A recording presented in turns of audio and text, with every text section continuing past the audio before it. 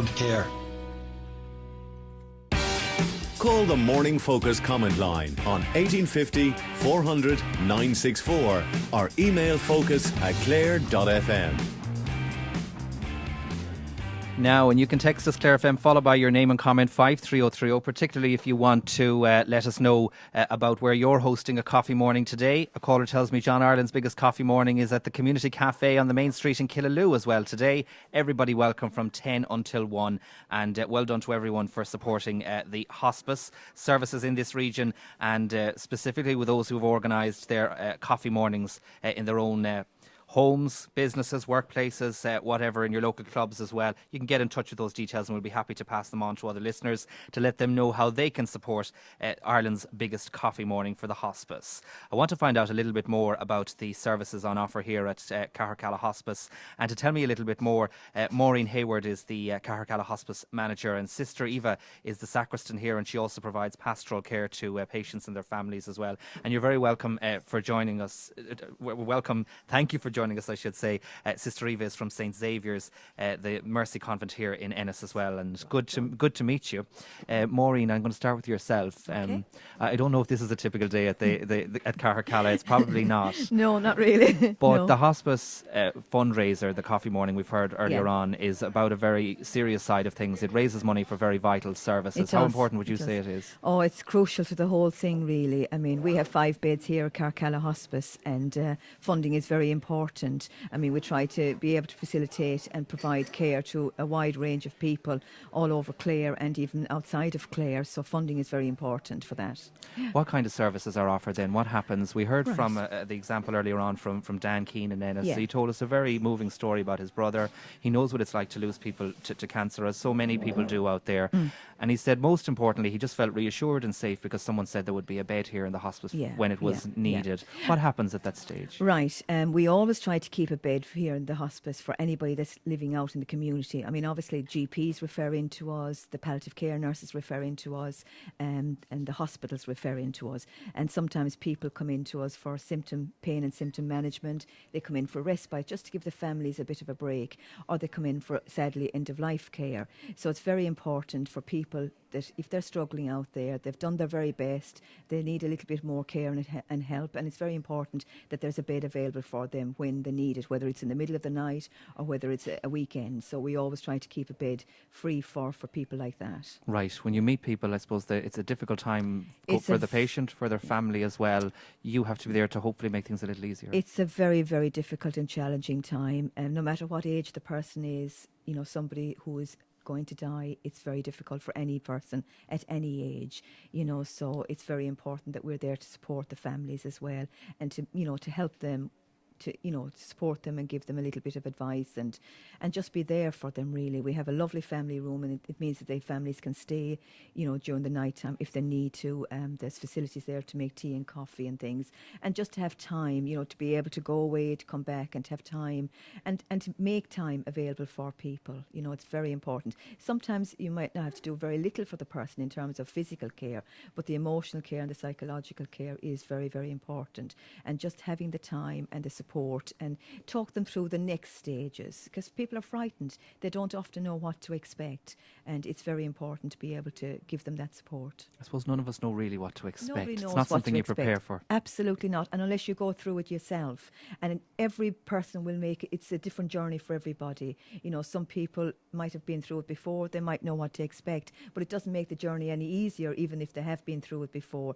And also there's, you know, children are involved. If it's a young person, there's children involved, and the emotional side and the psychological support that's needed for that as well is very important. But we have a great team of nursing staff, nurses and healthcare assistants, work very well with the GPs, and we also have a link in with Milford as well, in terms of if we need advice on symptom management, we can liaise with the consultants there and the nursing staff there as well.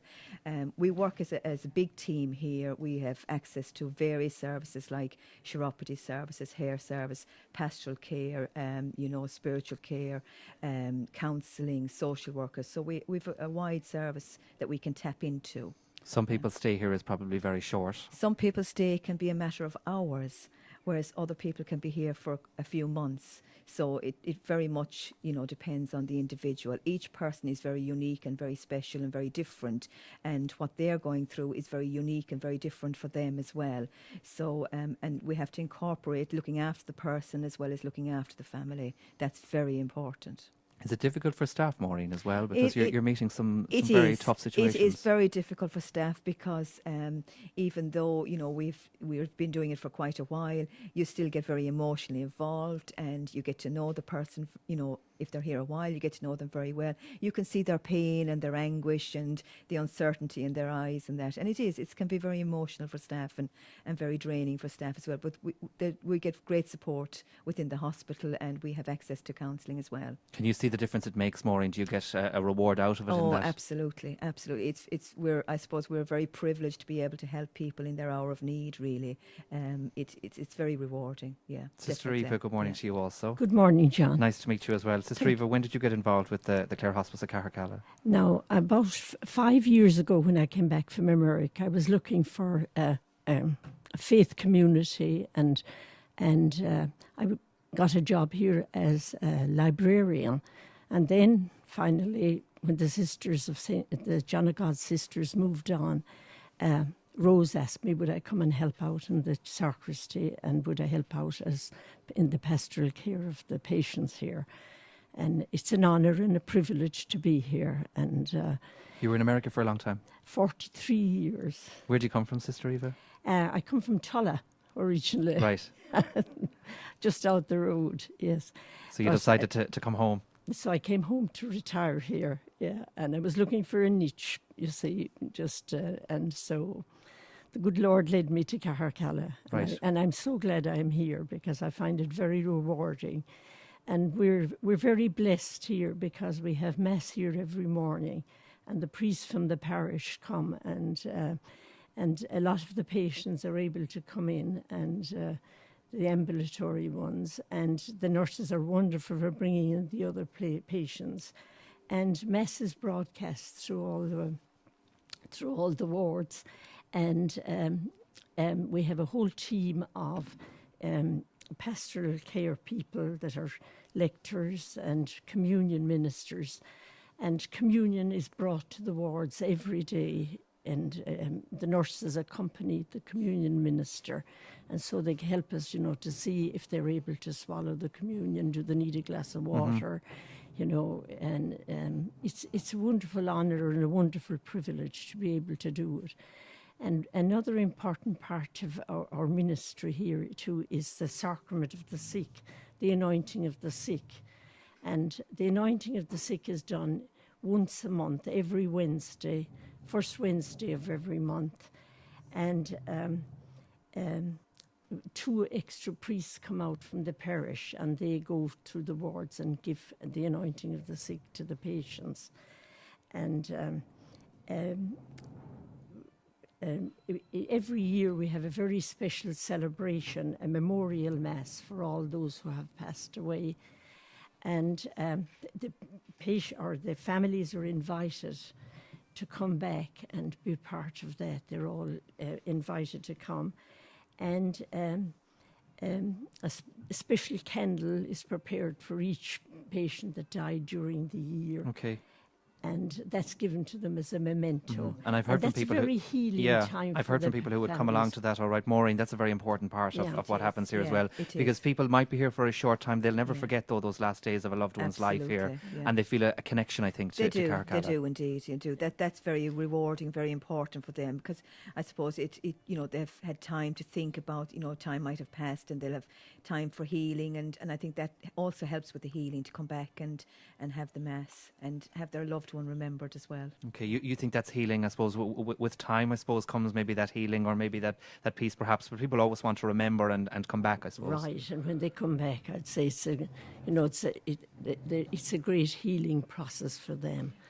And it's wonderful for us to be able, here in the pastoral ministry, to be able to sit down and talk to the people and listen to their story. I And was just going to ask you, Sister Eva, you meet people at a very difficult time, like everybody, I suppose, who works in the hospice, people at the end of their lives. Is it difficult to talk to them or to reassure them sometimes? It is. It's very difficult because they're going through such a difficult time themselves. And so it's hard. It's hard to bond with them, you know, but you're trying to be there for them and be a support for them.